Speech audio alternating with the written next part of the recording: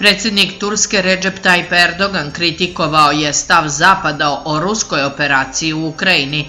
NATO je trebao da preduzme odlučniji korak, rekao je Erdogan u petak dok se nastavlja ruska vojna intervencija u Ukrajini, javlja Anadolija agencija. Erdogan je u obraćanju novinarima u Istanbulu kritikovao stav Zapada o ruskoj operaciji u Ukrajini. Također je poručio da je na samitu lidera NATO-a koji je zakazan za danas potrebno iskazati jasan stav. Dakle, to ne bi trebalo da se pretvori u običan skup s kojeg će se poslati poruka zabrinutosti. NATO je trebao da preduzme odlučnije korake, rekao je Erdogan, te dodao: u ovom trenutku u Ukrajini Evropska unija, kao i svi zapadni mentaliteti, nažalost nisu zauzeli ozbiljan i odlučan stav.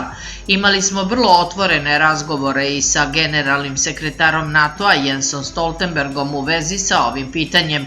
Na pitanje kako ocenjuje stav Evropske unije u vezi sa ukrajinskom krizom, Erdogan je istakao da Evropska unija nije zauzela odlučan stav. Svi oni daju mnogo saveta u Ukrajini. Naravno, ovim savetima je nemoguće nešto postići. Kada pogledamo sve ovo, vidimo da nema konkretnih koraka. Na današnjem samitu NATO-a razgovarat ćemo o tome koji se koraci preduzimaju ili ćemo i preduzeti po ovom pitanju. Zapad, koji je već uputio mnogo saveta o ovom pitanju, i dalje nastavlja sa savetima.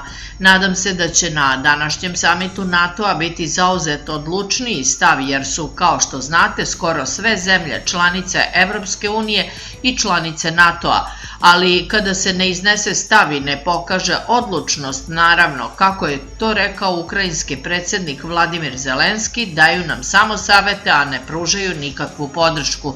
Time se zauzima stav koji ne odražava prijateljstvo ili solidarnost, rekao je Erdogan.